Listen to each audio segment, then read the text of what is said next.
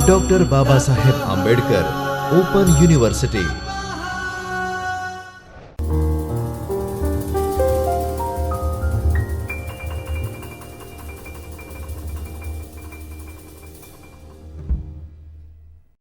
नमस्कार, मैं doctor Manish Dubey, assistant professor school of education, doctor Baba Saheb Ambedkar open university में आप सबका हार्दिक स्वागत है।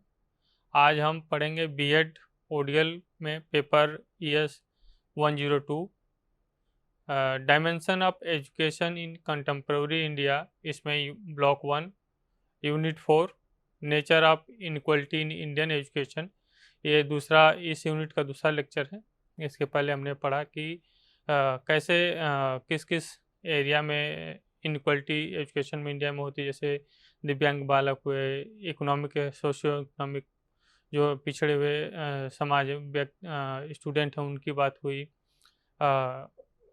जो इकोनॉमिकली पॉलिटिकली किस हिसाब से इनक्वलिटी आती है एजुकेशन में, वो पिछले हमने लेक्चर में अध्ययन किया। आगे हम उसके देखते हैं कि इसमें क्या क्या हमको और पढ़ना है। तो इसमें हम बात करेंगे कि unequal condition in education at primary level पे क्या क्या अनइक्वल कंडीशन है, किस हिसाब से अनइक्वलिटी होती है।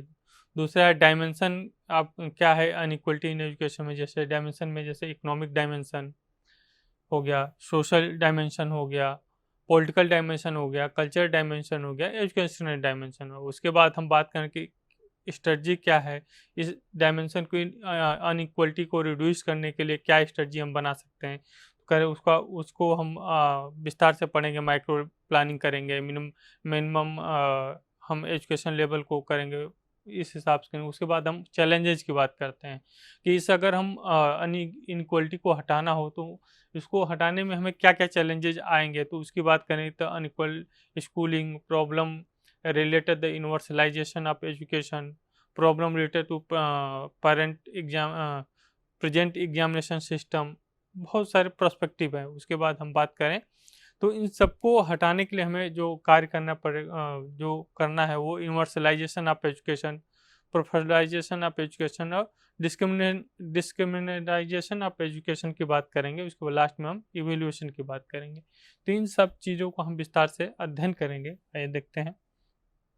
तो हम इसके बाद अगर हम देखें तो after study this unit you will understand the meaning of equality of education opportunity, equality education equality and opportunity हो गया। फिर उसके बाद उसका गर्ल्स के पर्सपेक्टिव में क्या होगा,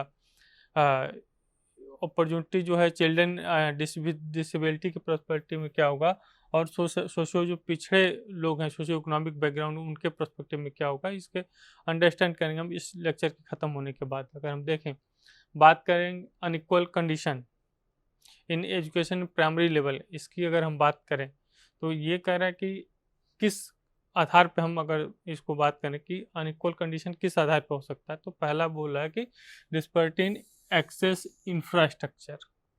जो हमारी डिस्पैरिटी है, जो हमारे असमानताएं जो हैं वो हमारे क्या है, जो इंफ्रास्ट्रक्चर एजुकेशन का इंफ्रास्ट्रक्चर है उसको एक्सेस करने में क्या क्या आता है। उसमें हम देखें कह रहा है कि स्कूल इंफ्रास्ट्रक्चर मेजर चैलेंज है प्राइमरी स्कूल, जो प्राइमरी लेवल का हमारा एजुकेशन जो प्राइमरी स्कूल की बात करें तो उसमें हमारा मेन क्या आता है, इंफ्रास्ट्रक्चर आता है, जिसपे हम हमें डिस्पैरिटी जो इस बार इंफ्रास्ट्रक्चर हमें प्राप्त नहीं। उसके बाद कह रहा है कि स्कूलिंग बिल्डिंग जो है, lack of proper sanitisation facility, shortage train teacher, ये सारे इशू हैं, जो अनइक्वल कंडीशन को डेवलप करते हैं प्राइमरी लेवल में। तो इनको हटाने के लिए जो गवर्नमेंट पॉलिसी लाई उसको बात कर रहे हैं।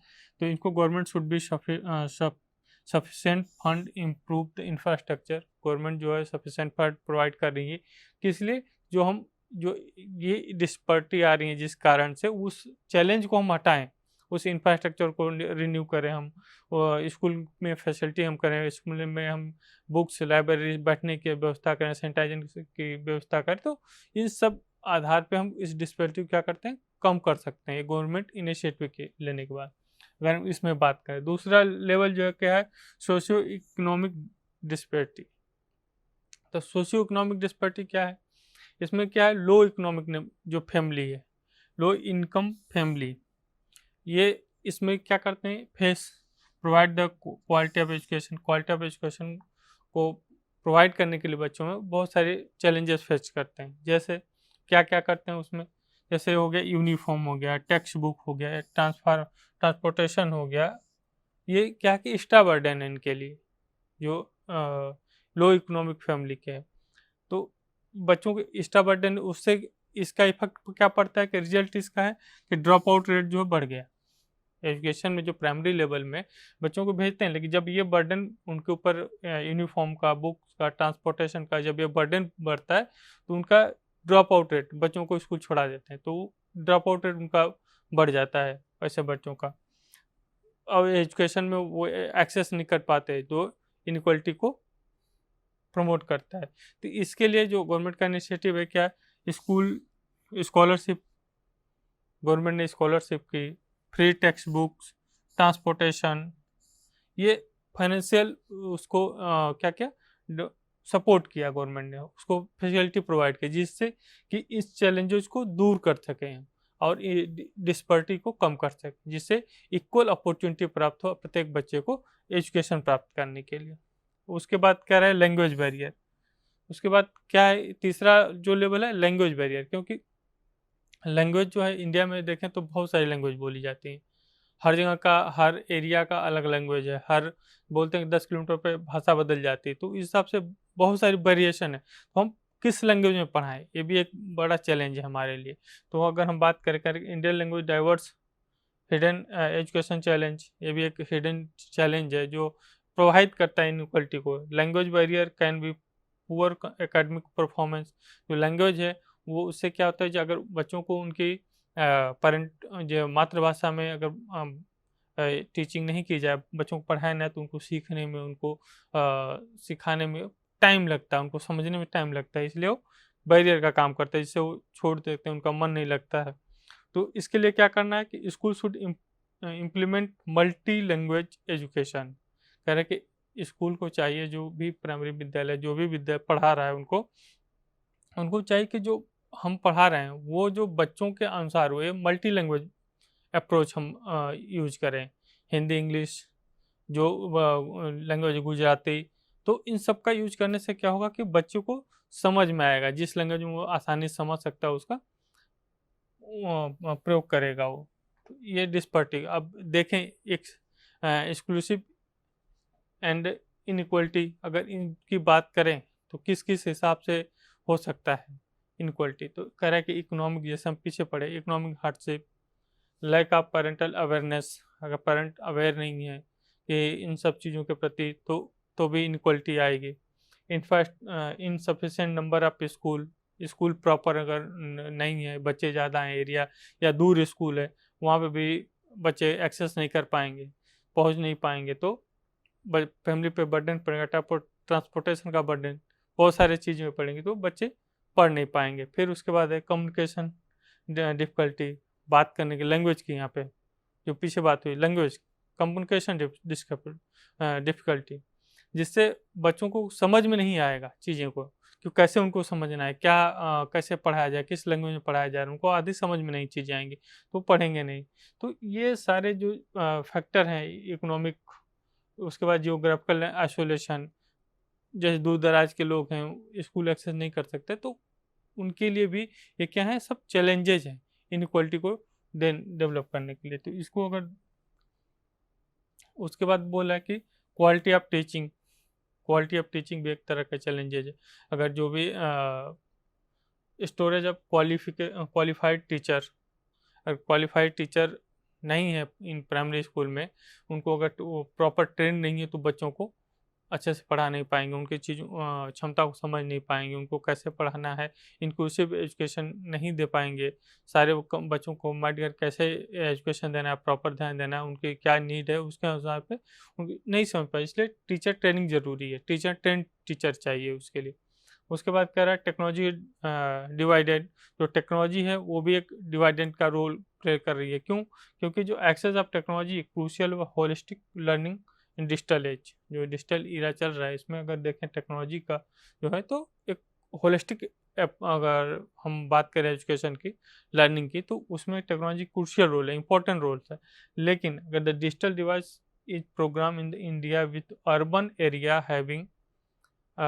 Having better access than the rural area, कह रहा कि अगर बात करें इंडिया की, तो इसमें क्या है, जो टेक्नोलॉजी का एक्सेस है वो अर्बन एरिया में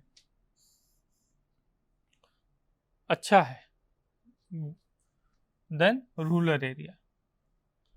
रूरल एरिया की अपेक्षा अर्बन एरिया में अच्छा है, क्योंकि अर्बन एरिया में इंफ्रास्ट्रक्चर अच्छा, इलेक्ट्रिसिटी अच्छी मिले उनको, इंटरनेट फैसिलिटी मिले। रूरल एरिया में, दूर दराज के में इंफ्रास्ट्रक्चर नहीं है, प्रॉपर टेक्नोलॉजी अवेलेबल नहीं है, इलेक्ट्रिसिटी अवेलेबल नहीं है, तो बहुत सारी बाधाएं हैं। तो इसलिए कह रहा है कि ये भी टेक्नोलॉजी भी एक तरह से देखें तो रूरल जो एरिया के बच्चे हैं और जो अर्बन एरिया के बच्चे हैं, उन दोनों के बीच डिस्पैरिटी यानी इनइक्वल एजुकेशन को डेवलप कर रही है। तो इसलिए इसको भी अगर ध्यान में रखा जाए। अब इसके लिए हम क्या कर सकते हैं कि जो टेक्नोलॉजी गैप, जो टेक्नोलॉजिकल गैप है दोनों को, तो ब्रिज करने के लिए हम टेक्नोलॉजी इंफ्रास्ट्रक्चर उनका इस्टेब्लिश करें, ट्रेन टीचर अप्लाई उनको प्रोवाइड करें, जिससे जो रूरल और अर्बन दोनों का इंफ्रास्ट्रक्चर अच्छा होगा, तो जो बच्चों को सीखने के का जो अवसर मिलेगा बराबर मिलेगा, इक्वल एजुकेशन की बात होगी।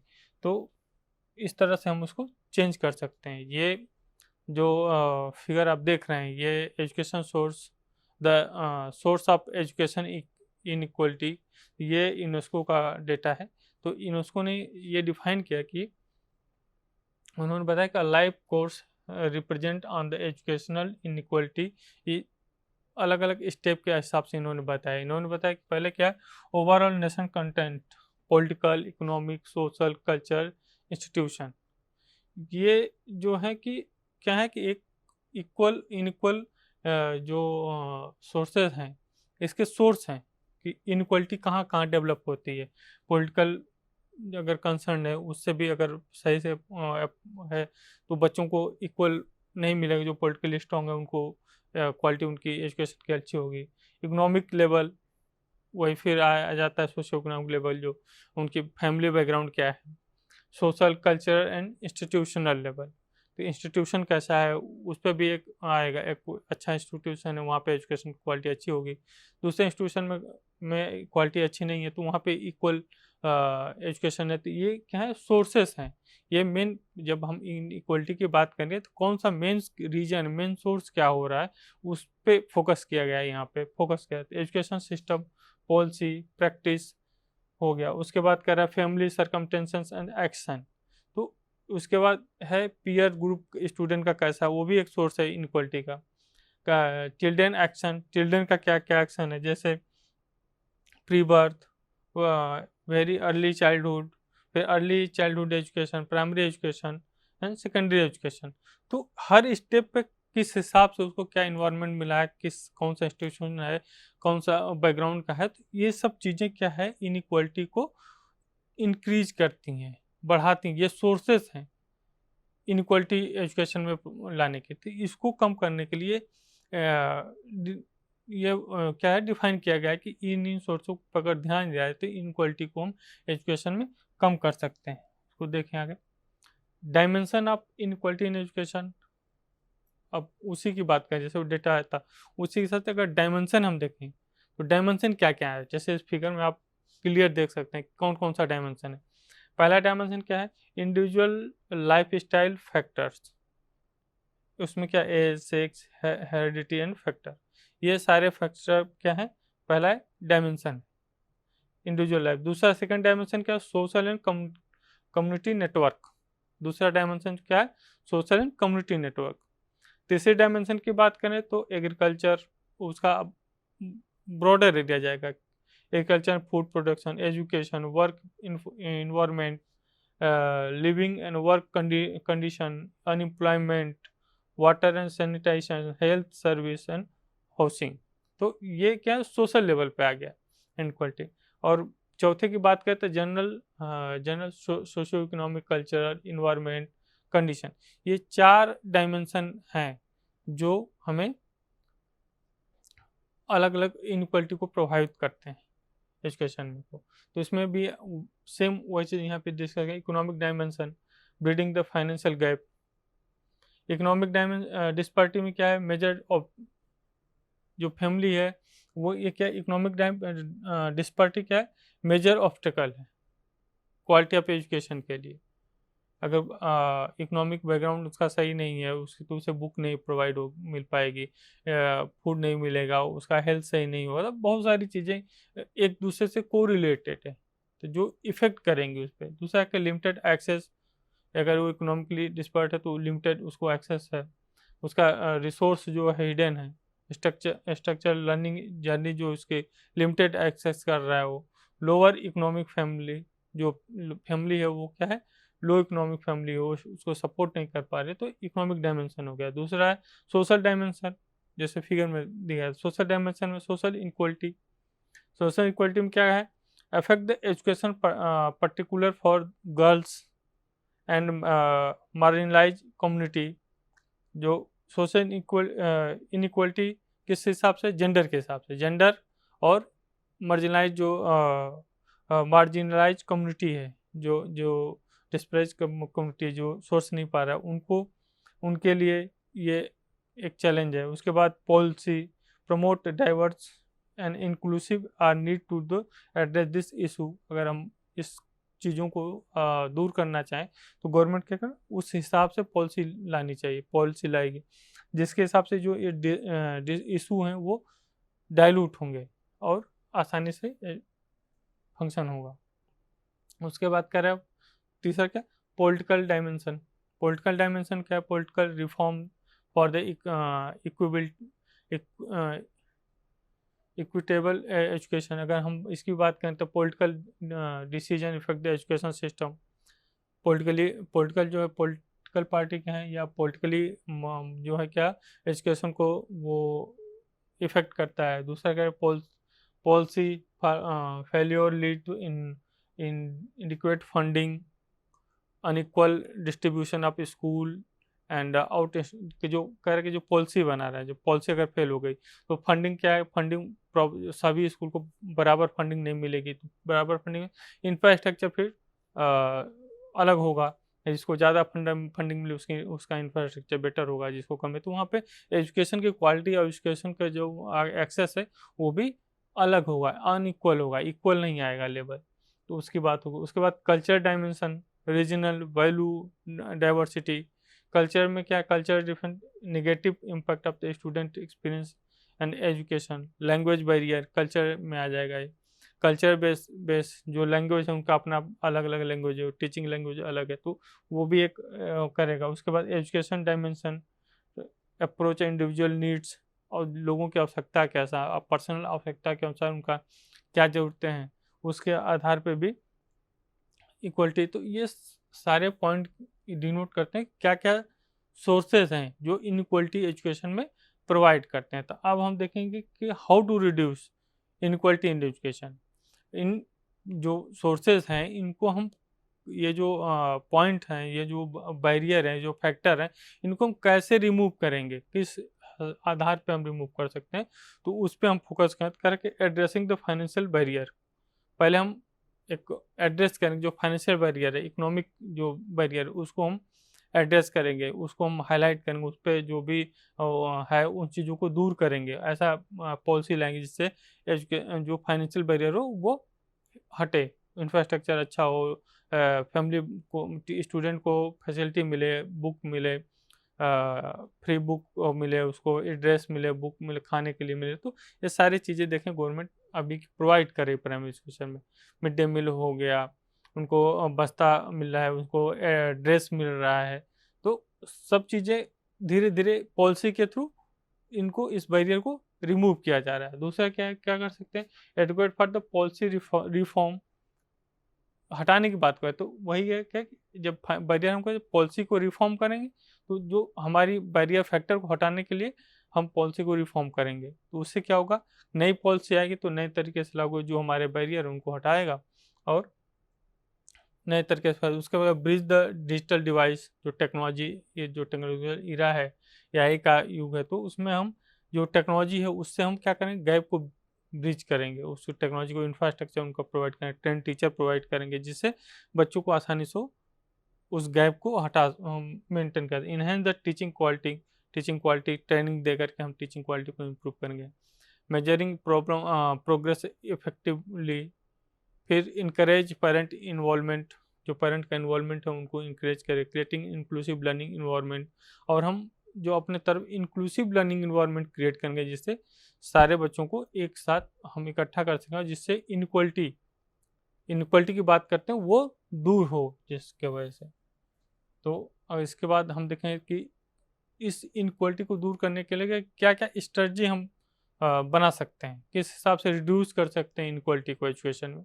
तो इसकी बात करें तो पहला कह रहा है कि माइक्रो लेवल का प्लानिंग मतलब छोटे छोटे हम जो भी प्रॉब्लम उसको 2-3 भागों में तोड़ लेंगे, कई छोटे छोटे भागों में तोड़ लेंगे, और एक पर्टिकुलर एक स्पेसिफिक भाग पे फोकस करके उसको दूर करने के बाद अगले स्टेप पे जाएंगे, तो माइक्रो लेवल प्लानिंग हो जाएगा। माइक्रो लेवल प्लानिंग कह रहा है कि आर्ट्स एक कला है जिसके वो क्या कर सकते हैं, कॉम्प्लेक्स जो प्रोजेक्ट है स्ट्रेटजी है उसको बिट साइज एक्शन छोटे छोटे स्पेसिफिक कर देंगे ऑब्जेक्टिव फोकस करके।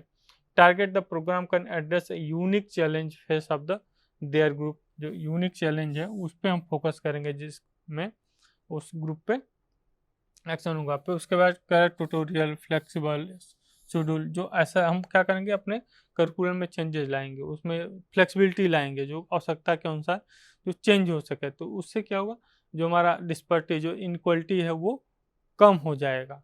दूसरा क्या है मिनिमम एजुकेशन लेवल, कोशिश करेंगे कि मिनिमम एजुकेशन लेवल रखें, जिससे क्या होगा setting the minimum education level can reduce the education inequality. अगर मिनिमम एजुकेशन लेवल को हम उसमें अपनाएं तो हम रिड्यूस करेंगे कि इसको इनक्वलिटी को एजुकेशनल इनक्वलिटी को रिड्यूस करेंगे। Compulsory education law support the जो कंपल्सरी एजुकेशन लॉ है उसको हम अगर फॉलो करेंगे तो उससे क्या होगा स्टूडेंट को वो सपोर्ट करेगा, उसके राइट्स को रखेगा, जिससे इक्वल एजुकेशन प्राप्त करने में उसको सहायता प्राप्त हो। फिर स्ट्रक्चरल चेंज हम करें, स्ट्रक्चरल चेंज में क्या कर रहा है education equality can be address by the comprehensive change to the education system जो है उसमें the involve remaining curriculum, structural change में curriculum design, assessment method, resource, तो इन सब चीज़ों में जब हम चेंज करेंगे तो वो चीज़ें क्या होंगी बच्चे को आसानी से बच्चों के अनुसार जो नीड है जो फैक्टर है उसको हटा के रिमूव करके हम आसानी से चीज़ों को एक्सेप्ट कर सकते हैं। फ्लेक्सिबल करिकुलम बनाएंगे जिससे करिकुलम में चेंज होगा, डिजाइन करेंगे नए तरीके से डिजाइन करेंगे, एक्सेप्ट करेगा। उसके बाद इम्पैक्ट ऑफ टीचर ट्रेनिंग, जो ट्रेंड टीचर होंगे उनका इम्पैक्ट पड़ेगा, उनको ट्रेंड करेंगे, उनको टेक्नोलॉजी नई जो टेक्नोलॉजी है उसके हिसाब से ट्रेंड करेंगे, उनके क्वालिटी में टीचिंग क्वालिटी क्या इम्प्रूव होगी जब ट्रेंड होकर आएंगे, तो वो जो बच्चों की आवश्यकता है उसके हिसाब से पढ़ाएंगे। तो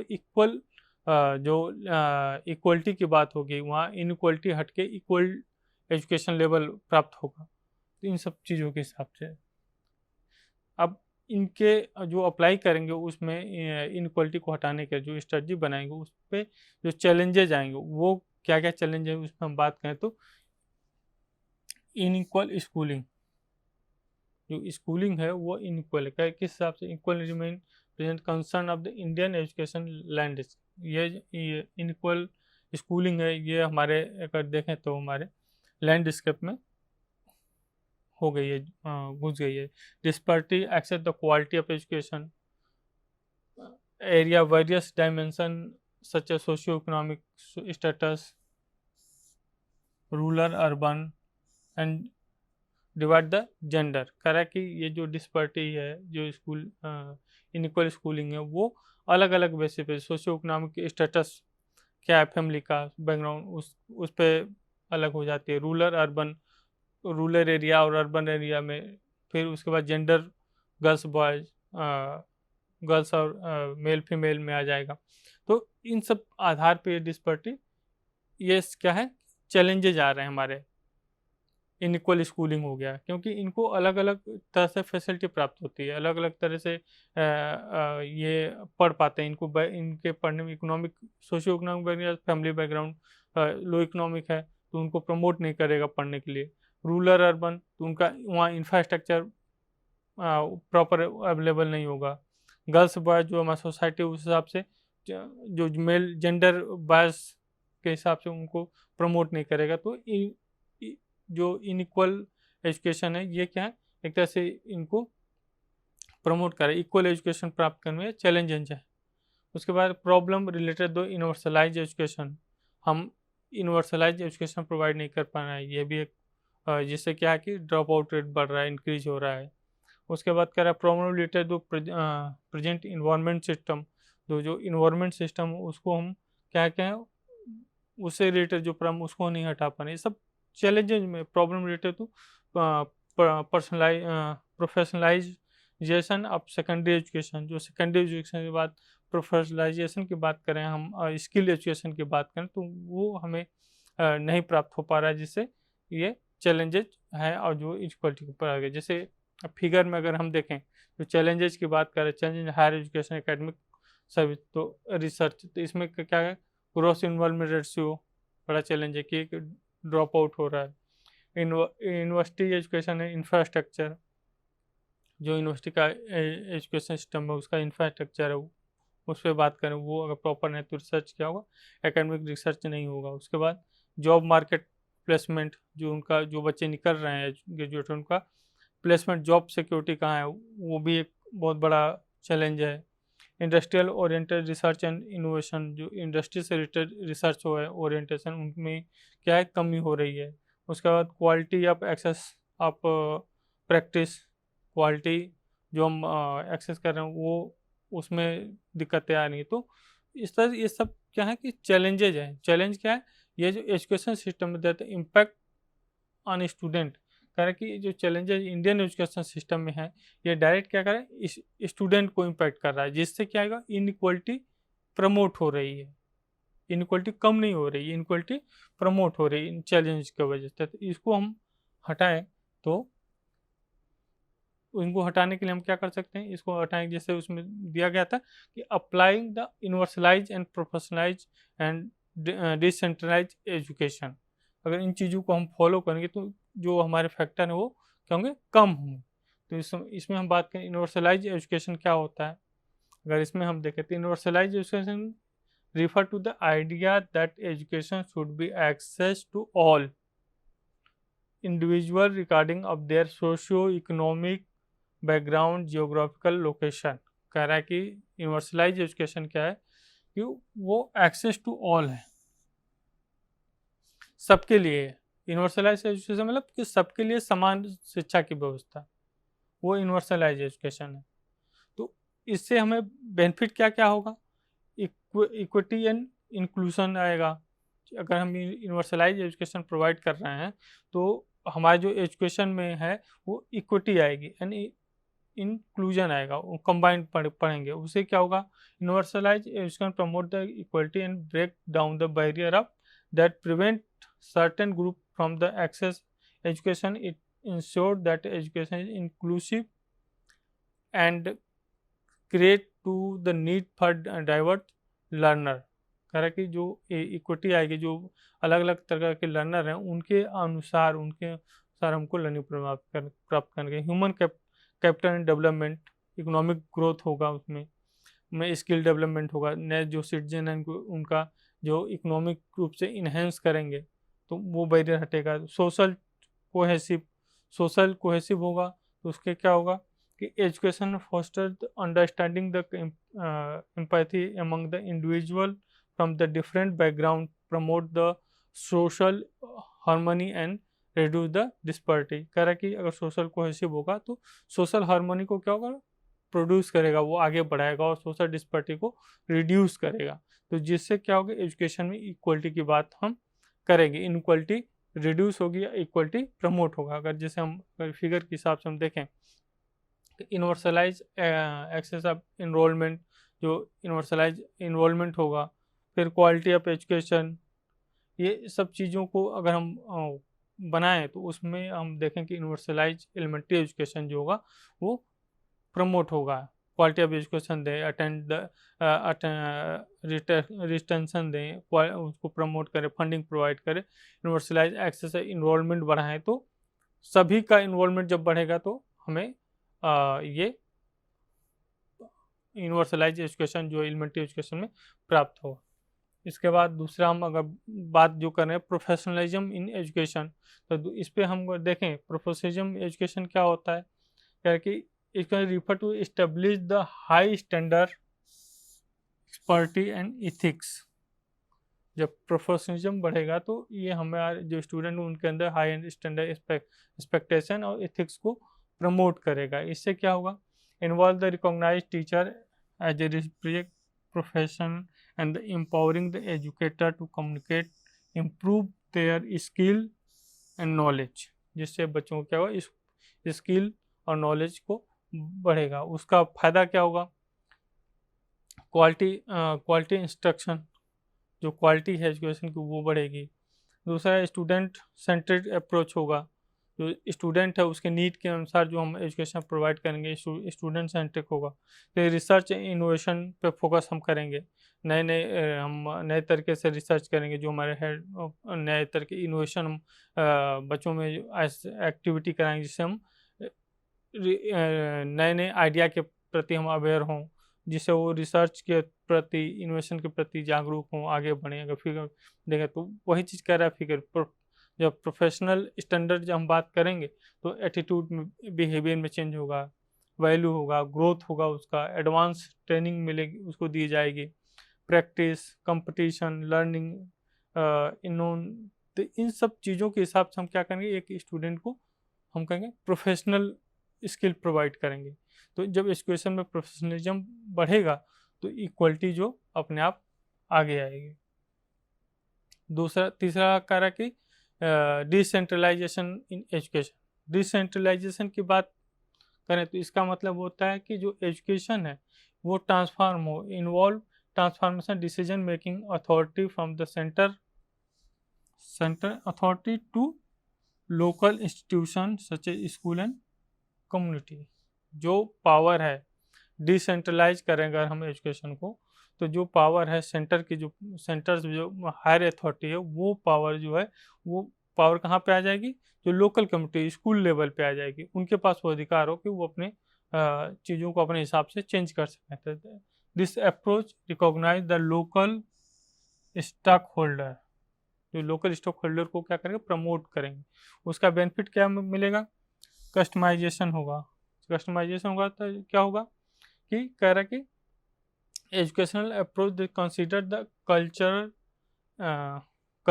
in and regional characteristic of the community। जो कम्युनिटी है उसका उस हिसाब से जो कल्चरल उनकी एक्टिविटी है उसको प्रमोट करेंगे। कम्युनिटी इंगेजमेंट बढ़ेगा।